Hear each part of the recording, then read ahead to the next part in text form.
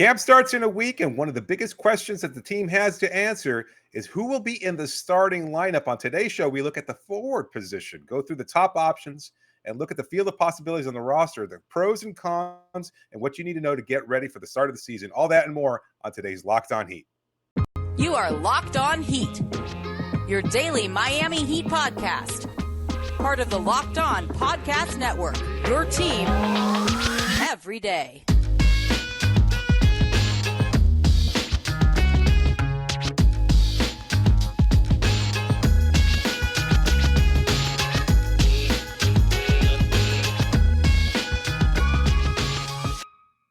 It's a Monday edition of Locked On Heat, your daily podcast covering all things Miami Heat. However, you may be listening or watching on YouTube, Odyssey, or your favorite podcast app. Thanks so much for making us your first listen every day. I'm David Ramil, and with me, as always, is my co-host Wes Goldberg. With Heat training camp just a few days away, we'll be ramping up our coverage, asking the big questions you need answers to make sure to subscribe to the show to ensure you get everything you need every day. Training camp will be held in the Bahamas this year, Wes. As per a news release from the team last week, Media Day will be held on September 26th, and then the team will travel to the Bahamas for a week. Still what do you think about that? Locked On Podcast Network Good stipend news, bad to come news? in to get us to book us the place at the. It's not the Atlantis this year, right? It's somewhere else. Yeah. But yeah, Bahamar. That's right. Yeah, would have been nice. Would have been nice. Good for them. Yeah, I'm surprised we don't get the Locked On private jet, right? Yeah, I mean, think we they should. gave it to John Corrales, the Celtics. It's ridiculous. I don't know why he keeps getting this stuff. Oh, make the Eastern Conference Finals. If only Jimmy hit that shot, that would be our our jet. That's all I know. But on today's show, we'll be looking at the power forward position specifically, or, maybe we're calling it the power forward, but it's kind of just basically the other forward spot, because we know at least three members of the starting lineup, right? It'll be Kyle Lowry, it'll be Jimmy Butler, and Bam Adebayo. The other two spots kind of up for grabs. So on today's episode, we'll be looking at presumably the other forward position, who are the best options on the roster, give the pros and cons, and then open it up to the field, because there are other players on this roster that could potentially step up. But we'll go through that and then give our final predictions at the end of the show as to who may in fact wind up starting at the other forward position. But we'll start off with the most likely, or what seems like the most obvious choice. Well, I mean, it's hard to say really. From what we've heard from team sources and other reporters that have talked about this before, it seems like Caleb Martin might be the starting forward playing alongside Jimmy Butler there. So let's just get into it. I know you've got some statistics that kind of back this up. As far as pros are concerned regarding Caleb Martin, a little undersized, a feisty defender, but at the same time, a capable three-point shooter, athletic, can switch on defense. We saw that last year when he was a off and on starter and a full, big-time member of the rotation.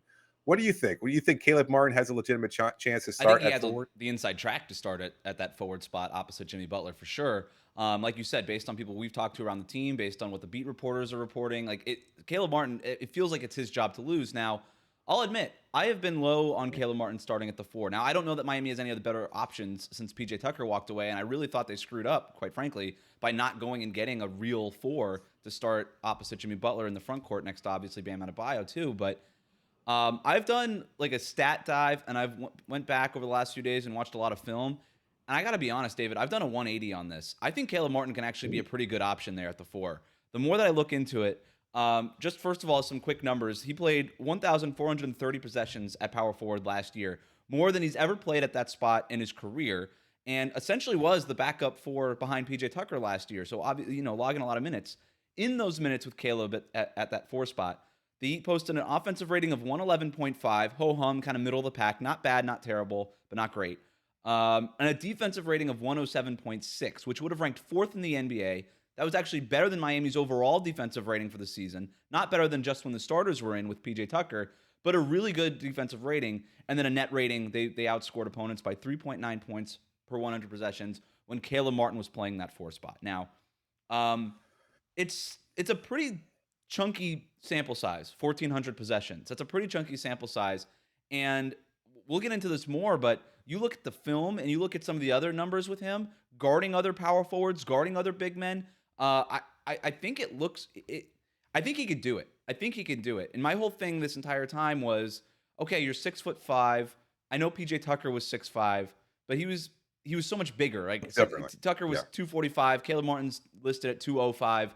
And I just didn't think it would work because you're already undersized at that spot anyway. But, he uses leverage well. The numbers, it's a small sample size, but there's indications that he can actually guard other power forwards. We can get into it, David. I think offensively, there's a lot of interesting things that we can carve into. So, what do we want to talk about? Do we want to talk about the offensive end or the defensive end first?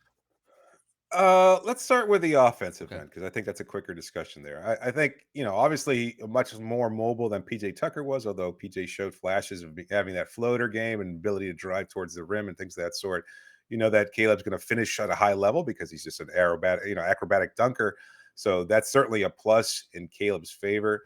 I think he's a slightly better 3-point shooter, although PJ had the numbers earlier in the season. But I think that'll continue to improve as he gets more comfortable, especially if he gets that starting role too. So I think we could probably see an uptick from him as an offensive player. I don't know what else there is. I think, and on terms of offense, maybe he doesn't have the same recognition as a PJ Tucker. I don't think he's necessarily a good passer. I don't think he's looking to pass either.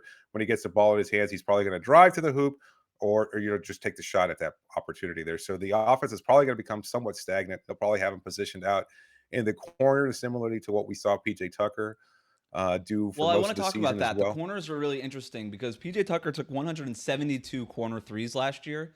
Caleb Martin took only 30. And we've seen in Spoelstra's offense, whether it's Jay Crowder, PJ Tucker, that four player, his whole job on offense is to space the floor for Jimmy Butler and Bam Adebayo in the middle of the court. So they're basically just parked in the corner for the most part. Now, obviously, PJ showed some stuff off the dribble, but his starting position is always in the corner, and that's where most of his offense is gonna come from. I think Caleb Martin is a more dynamic 3-point shooter. Like PJ Tucker's numbers from the corner are elite and have been for a very, very long time. Caleb Martin's a better 3-point shooter from other places on the court, right? He's got that above the break three. He shot 41% from 3-point range last year. He took, like I said, only 30 shots from the corner. Only 30 3-point attempts Caleb Martin took last year from the corners. He made him at a 40% clip, but he only took 30 of them. So my thing is Spoelstra going to park him in the corner where he can make that shot? I have no doubt he can make that corner three. Or is he going to let him kind of do a little bit more? Because I do think offensively he can do a little bit more than PJ Tucker and even Jay Crowder could do. Maybe I'm misremembering, but to me, if I think back at what Caleb's positioning was in the corner, it almost always wound up resulting in a baseline drive to a dunk and or a layup. Like he always seemed to have a knack for finding that angle there. If he was open from the corner, and that means there was probably a defender out of place there, it was basically catch. And there were some times, again, that I'm probably misremembering, that the ball sailed past him because he was already diving towards the basket. Like his eyes would light up and go, what, I'm going to finish this with a flush. I'm going to dunk it through. So to me, that's what I remember about him. It's like he's not taking that corner three as often because he's got that baseline open. And if he gets that baseline open, all it takes is a couple steps for him to sky over somebody. That's why his field goal percentage is so high. And when Caleb was on the court, Miami's offensive overall, their field goal percentage overall was higher when Caleb Martin was on the court too. And like you said, I think because the nature of the shots that he takes, I think Spoelstra will figure out ways to get Caleb Martin involved more than just, hey, start in the corner, either attack the closeout with the baseline drive or to shoot the three. I just think that there's enough there above the break. I think there's enough there off the dribble a little bit. I think he's got a little bit more bounce in his step than PJ Tucker and obviously Jay Crowder has. Not saying much, but yes. Right, correct. But I think he's a capable offensive player, and I think if offensively you're able to play with a little bit more pace, spread the court even more with Caleb out above the break than even the corner, I just think it's going to create different looks offensively that Miami, quite frankly, needs, right? We saw Miami's offense stall in the Eastern Conference Finals. I think they need a few different looks, and I think Martin at the four offensively could even be an improvement over PJ Tucker. My only issue is PJ Tucker was such a great screener. Caleb Martin's not going to be as good of a screener as PJ Tucker, but we also saw Bam Adebayo's screen numbers go down when PJ Tucker came in because they were obviously using PJ as a screener so much more often than they did the power forwards of the past. I think you can make up for the lack of screen. I think you can make up for the loss of PJ Tucker in the screen game with just letting Bam do it more. And I think that'll actually be better for their offense because now you got Bam as a roll man more often, obviously the dribble handoffs and all these things. So Caleb Martin's not going to replace PJ as a screener, but I think Bam could just hold his own there. Defensively, is I'm seeing nothing. Conversation. I'm seeing nothing but pros on offense then, and in terms of it might even be a slight upgrade over PJ Tucker offensively. So I think the only loss would be offensive rebounding, right? PJ Tucker was a good offensive rebounder for his position, but I think Caleb Martin, whatever. Caleb's not bad either. No, he's not with his athleticism. Yeah. Yeah, I think no, I think it's going to be an improvement offensively. I really do. Defensively Okay, is the big concern though. that's the issue. And Yeah. so let's look at the numbers. I'll start here. Like I said, he played 22% of his minutes last season at power forward, again, a career high. Here are his numbers when he's guarding big men. So when Caleb Martin was defending players in post-ups, he actually ranked in the 94th percentile as a post-up defender last year. That's elite. I don't have to explain that to people. That's elite. Now, granted, it was only 26 possessions for the entire season. So a very, very small Against sample. backup. A very small sample. But I'll get into the film a little bit more in a second here. Guarding roll men in the pick and roll, he ranked in the 81st percentile. So again, almost an elite number there. So when he's kind of getting switched onto bigger guys, he more than holds his own. In a small sample, he's been elite in those things. Just for comparison's sake, when you look at his perimeter defensive numbers, Caleb Martin guarding isolations, 50th percentile. Fine, not great, not bad, could get better. Guarding the pick and roll ball handler, like we saw him do against the Hawks. He was always guarding Trae Young, regular season, postseason, 91st percentile. Fine, good, but not, and a bigger sample size, but not 81st percentile on rollman, not 94th percentile against post-ups. David, I went back into the film, and I saw Caleb Martin hold his own against Al Horford in the conference finals, against Pascal Siakam in regular season matchups against Toronto, against Evan Mobley against the Cavaliers, guys who are so much bigger and stronger than him. And one of the things that I noticed is he just doesn't give like an inch. He doesn't give a foot. When those guys are trying to establish post position, he uses his body in a really he uses his leverage, as much leverage as he has. He puts his legs into him. You can tell that Caleb Martin has a lot of lower leg strength, lower body strength, because he's able to just push his body into guys and keep them out of their spots that they're trying to get to. And then he just contests shots. He's got a 6'10" wingspan. He's super athletic, a high flyer offensively. That translates defensively. He's able to get up and contest shots even when taller guys are trying to shoot over him. I think Caleb Martin can hold his own as a 4. It's a small sample. The numbers are a small sample, but the film shows me a guy who can do it. I mean, we're looking at somebody who's just basically got to start the game too, and I think he doesn't necessarily have to play a bulk of minutes. What did PJ average in terms of his overall minutes? Not much. I know he wasn't always an option there 30 with second units. 30 minutes per game. That seems like a little high. I mean, I don't even know that Caleb would get that many minutes per game. But either way, I just, if he's gonna start, he just basically has to be able to hold his own. And this isn't the 90s anymore. There's no Sean Kemp. There's no Karl Malone out there. Nobody. I mean, Bam is your starting center and a good one at that at 6'9". There are very, very few options at forward that are so powerful. And you mentioned probably one of the biggest in Al Horford. Yeah. Yeah. So Horford, Durant. I'm trying you to think think about off the top Boston, of my head. Horford, Again, Grant not Williams. Milwaukee, they've got Giannis, Bobby Portis, Brook Lopez. Philly's got Tobias Harris, who is huge. Toronto's got Siakam. Atlanta's got John Collins. Tobias Harris is huge. Tobias Harris is, he's like 6'10", isn't he? And like 250. That guy's enormous. I think he's like 6'7", 235. I don't know where. I don't know. Maybe we're wrong here, but I mean, like LeBron James, like these guys are all going to command double teams anyway, and nobody's going to be able to guard them. This isn't a one-on-one player. Like, you're not going to defend him one-on-one. I mean, unless you're probably going to put Bam on those guys anyway. Well, that's the one thing defensively where that's going to be the biggest loss. I think Caleb Martin's going to be able to switch, like, to your point. Like, there's nobody that's so enormous that you're going to worry about it. Caleb Martin also, like, Miami likes to front guys, right? Like, they try to prevent the ball from getting into these post players in the first place, and Caleb has experience doing that last year. The one place that Caleb Martin's just not going to be able to cover up for PJ Tucker. And by the way, I'm not saying Caleb Martin is going to be as good as PJ Tucker defensively. Few players at that spot, that position are. But I think he's going to be able to hold his own. To your point, he's just got to hold his own here and there. The one thing he's not going to be able to do is switch onto centers the way that PJ Tucker was able to. I think Caleb Martin can switch 4 positions. We saw in the conference finals against Boston, he was guarding Derek White. That's true. He was guarding Grant Williams. He was guarding Al Horford. He could switch 4 positions. PJ Tucker was able to switch 5 positions. And we saw PJ Tucker in the semifinals against the Sixers. When Joel Embiid started getting Miami problems, what the Heat did was actually switch PJ Tucker instead of Bam Adebayo. They put Tucker onto Embiid, which freed up Bam to be more of a double team kind of rover guy. And that kind of flipped the series the second time in Miami's favor in that series.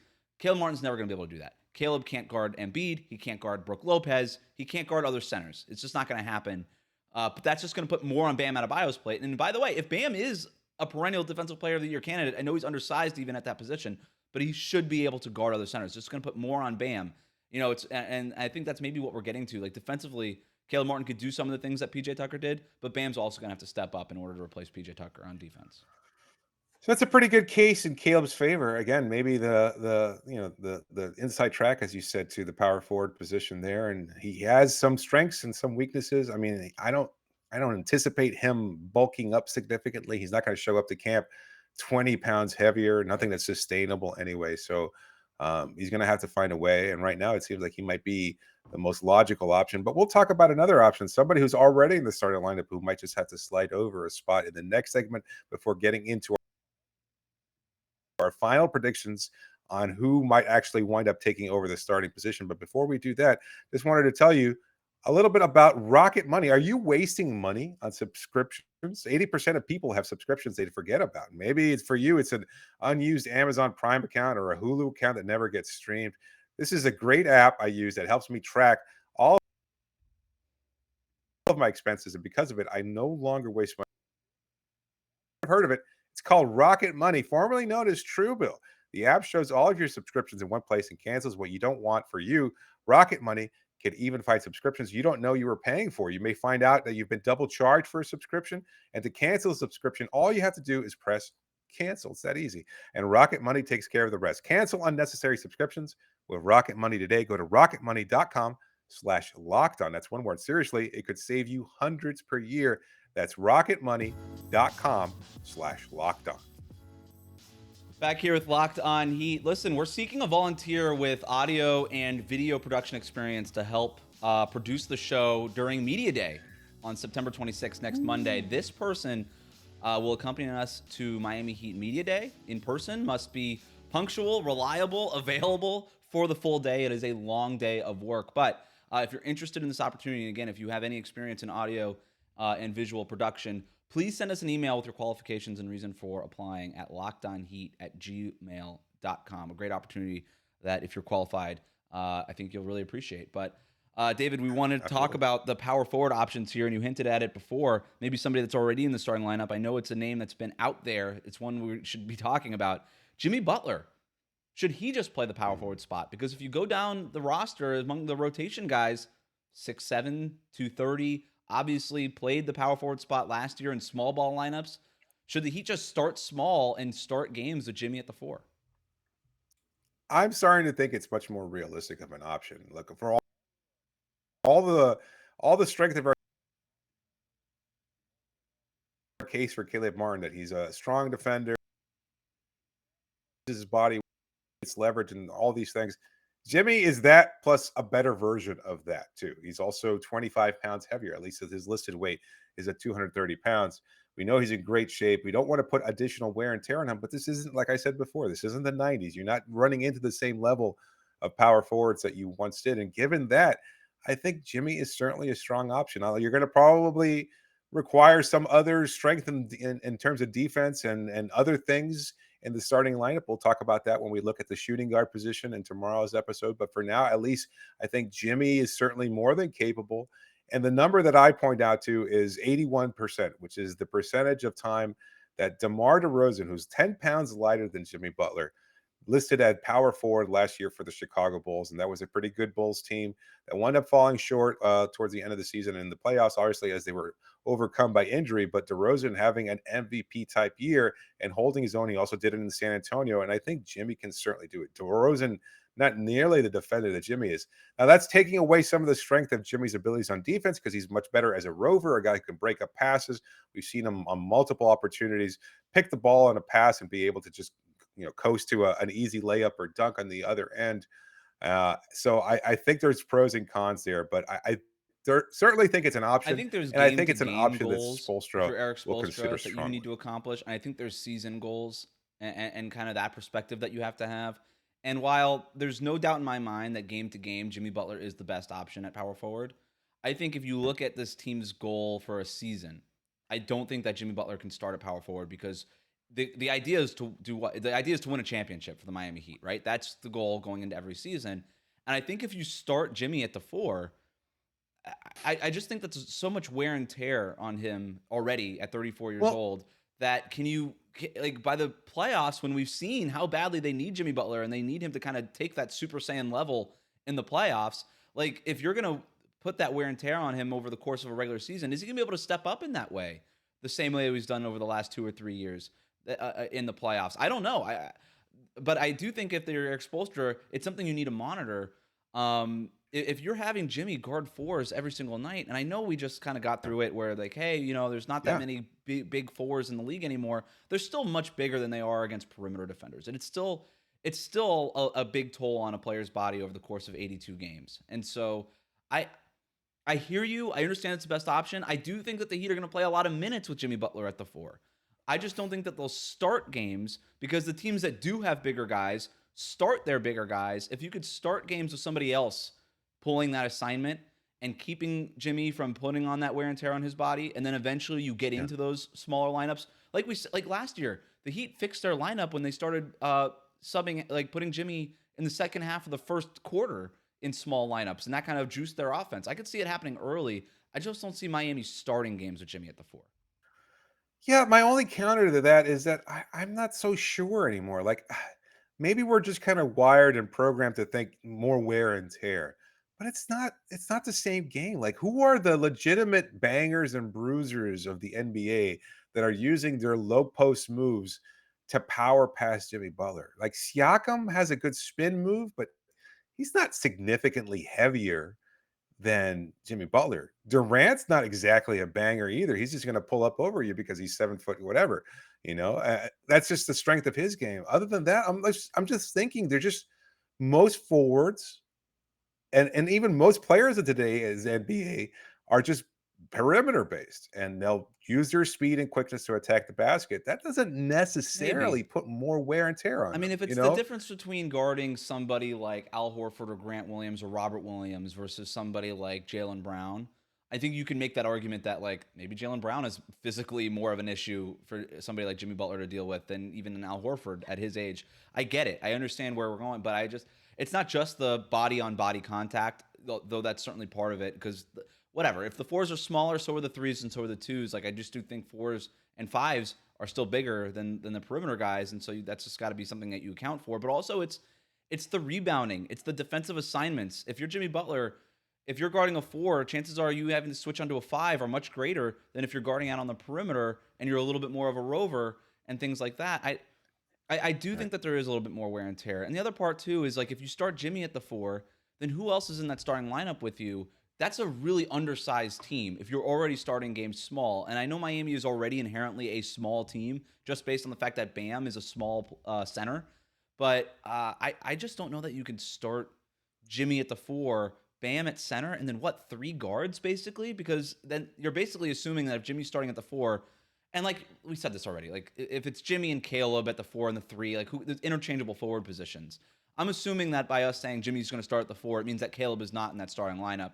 And now you're starting some sort of combination of Kyle and Max Strus and Tyler Herro or whatever. There's 3 guards next to him. That's a really, really, really small starting lineup. So I just think that ultimately Eric Spoelstra will trend bigger and with the guys that he thinks. And that's why I just have a hard time seeing Jimmy at the 4. But again, starting at the 4, I think Jimmy's going to log a lot of minutes at the 4. It might even be 81% like DeMar DeRozan. Who knows? Like, I don't know. I just don't think they'll start games with him at the 4. Yeah. Are there any other pros and cons worth getting into? Like we know what Jimmy can do. Right. There's no X factor there. So it's just a matter of whether or not they're willing to take that risk of putting his body at additional risk and maybe incur some additional wear and tear there. He's not going to change in terms of what he does offensively, defensively. There would be issues about whether or not he's going to have to switch more onto bigger bigs. And that being the case, maybe that puts him in a little bit more vulnerable I position. mean, But we've seen Jimmy handle that challenge for the most part. Yeah. offensively to me is the most interesting thing because we saw Miami's offense just spring alive when you had Jimmy at the 4 with 3 other shooters and Bam. Like I could see that. Like if Miami really wants to tilt things offensively, that could be really interesting. If you play Jimmy Butler at the 4 and you've got 3 shooters around him and Bam Adebayo who's able to be a facilitator and a screener and all those kinds of things. Like that to me is a really interesting thing. But that's again why I think we'll see a lot of Jimmy at the 4 is to get into those offensive sets. Should we talk about Well, some other options too? yeah, I think it's worth getting into. possibly in the next segment, we'll look at some of the other options on the roster because there are a couple names that could get some minutes here and there if they wind up not putting Jimmy at the 4 or even inserting Caleb Martin into the starting lineup. So make sure to stay tuned here on Locked On Heat.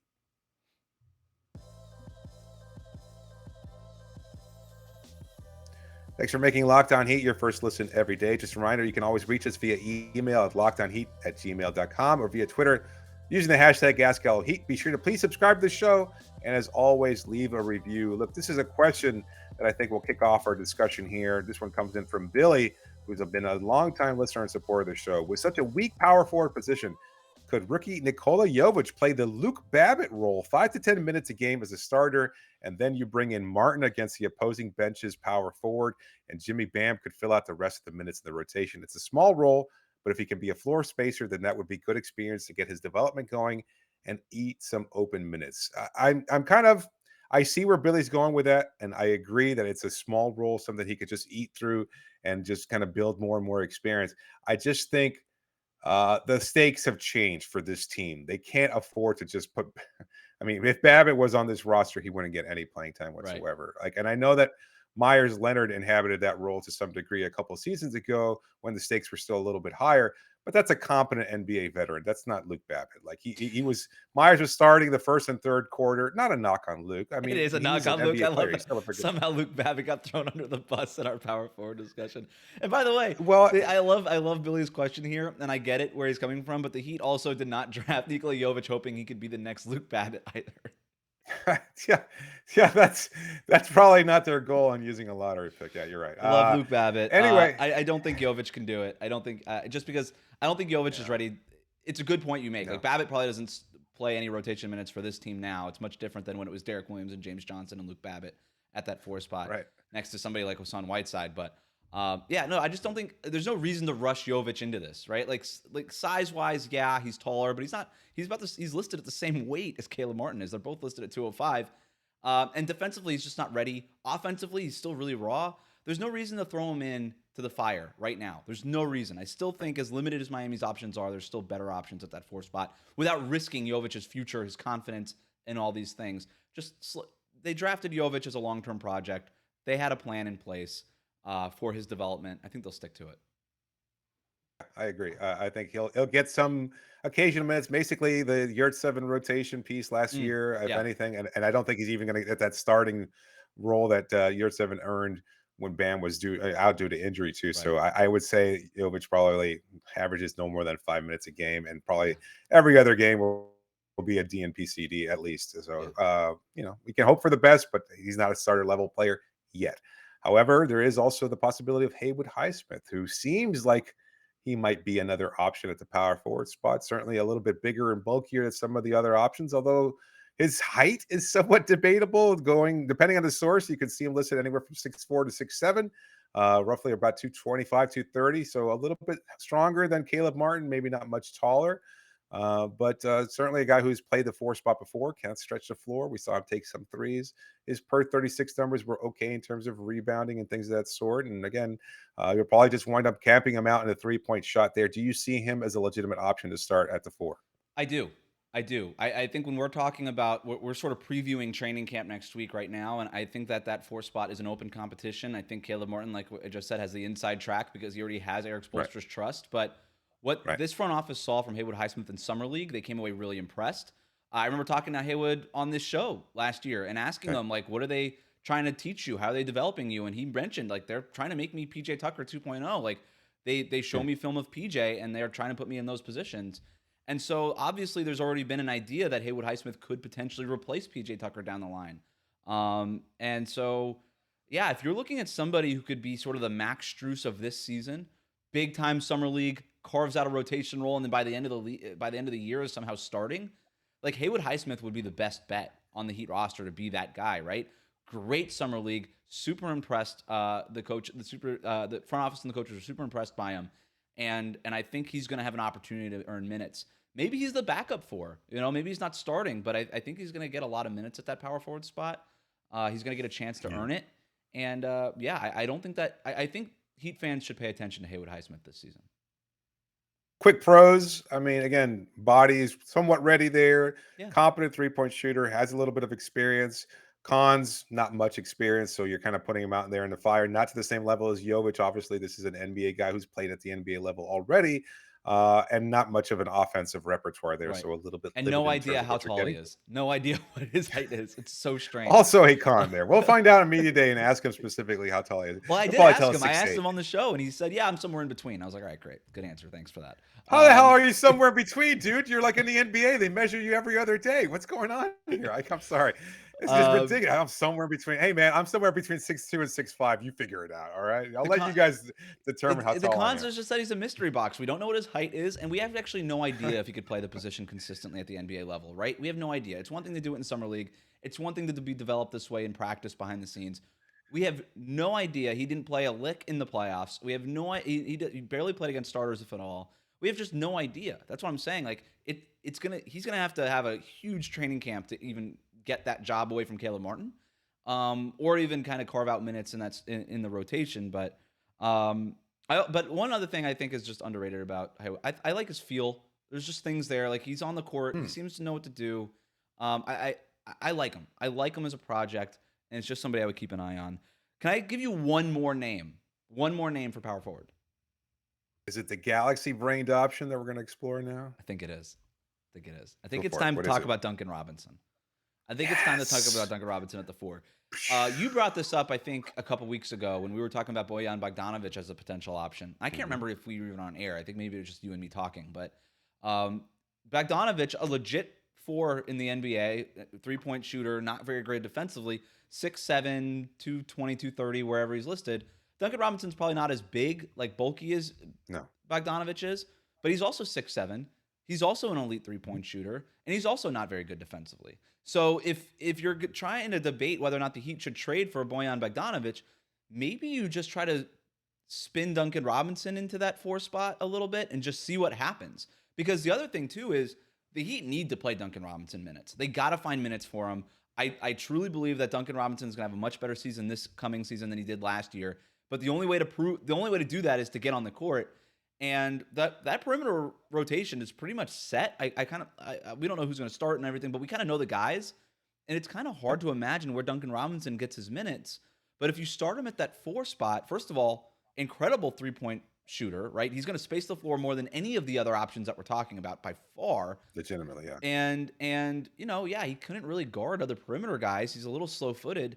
Maybe that's less of an issue guarding 4s, Perfect. right?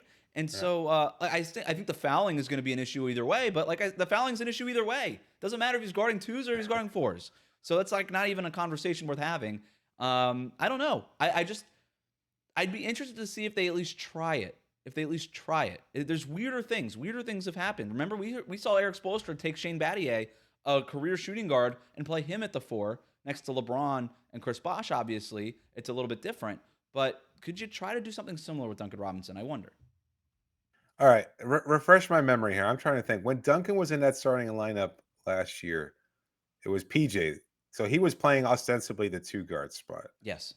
So so he was often on the mismatch there. Like he can't handle wing players and ball handlers that are sufficiently quicker than he is. Like he maybe have his moments here and there defensively, but he's just not suited for that.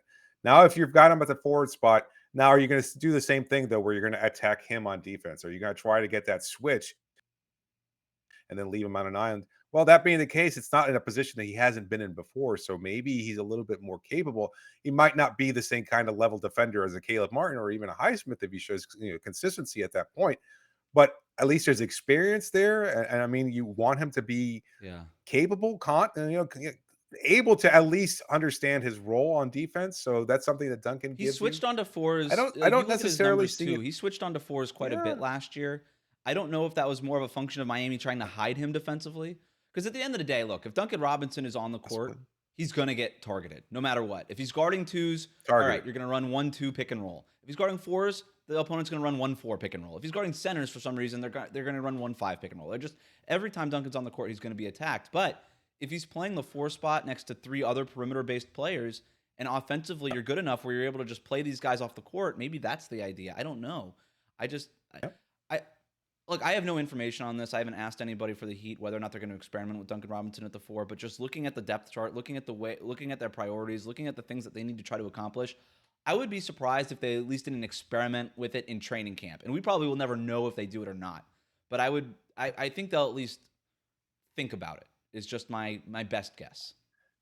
They'll explore the option there. I think having him out there, then you kind of need to take a different serious look at the two guard spot That's there, true. because you're going to need somebody that provides a higher level of defense. Because if you have him out there and Tyler Herro, who we see as a probable starter next season, that might not be the best option That's a either. really So good it point. might You can't do that. it Yeah, might, you can't do yeah, that. you might have to lead to Victor Oladipo starting. Maybe even Max Strus could get that nod too. But if you've got that 3-point shooting out there, I don't know. It's an interesting question. Yeah. Certainly not an easy I one don't for think Eric that they Spoelstra to would. answer. I don't think they would bench Tyler in order to start Duncan Robinson. I don't think that. But maybe look, maybe we're focused too much on who starts, even though I know that's sort of the thesis of this episode. But Sure. maybe Duncan Robinson can log minutes at that 4 spot, even if it's Caleb Martin or Jimmy Butler, whoever's starting at the 4.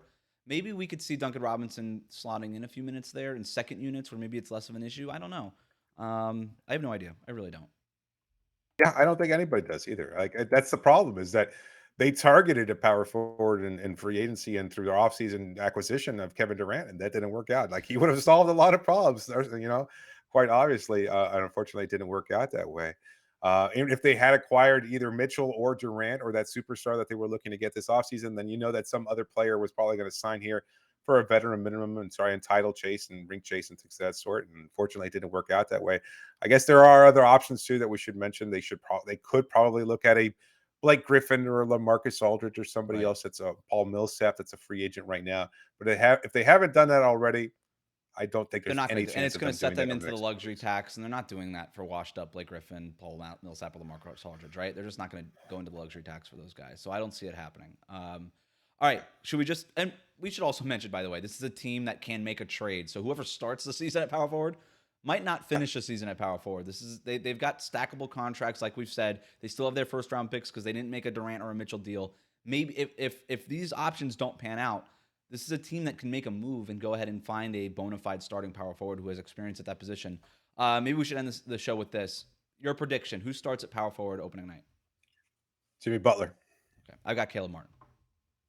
There you go. I just think they feel more comfortable with somebody that they know, and Jimmy certainly provides that. But Caleb, if they're looking and they see a legitimate concern there, I think for the wear and tear issue, and they want to save Jimmy for when he can go Super Saiyan, as you said, in the playoffs, then it's required to keep him in a position where they can keep him healthy and safe as possible. Probably not at the power forward. So let us know what you think. Right in our comments. Give us your choice. If there's another option there, obviously we could have looked at going big option. We just don't think it's realistic. Like we considered that. We were discussing it before the show. Could they start Omer Yurtseven? Could they start Dwayne Dedmon? Could they slide Bam down to the 4? They haven't done it. They're not going to. I know they did it a couple seasons ago with Myers Leonard. I just don't think Yurtseven or Dedmon are legitimate options at this point in time. Not yet. Now, again, that could change in training camp or could change over the course of the season. But for right now, it doesn't seem like that's the realistic option. They feel comfortable with Bam at the 5. He's been an all NBA defender there. He could continue to be so next year. And I think both of us are in agreement about that moving Yep. forward. But thanks again for making Locked On Heat your first listen. Now go and make the NBA Top 50 on Locked On NBA your second listen. Which NBA player moves the betting line the most this season? Locked On and the BetOnline odds makers present the NBA Top 50 most valuable players. You can find it on Locked On NBA wherever you get your podcast and on YouTube. This is David Ramil. Thanks joining me. Signing off for now. Thanks so much for joining me. Wrap it up, B.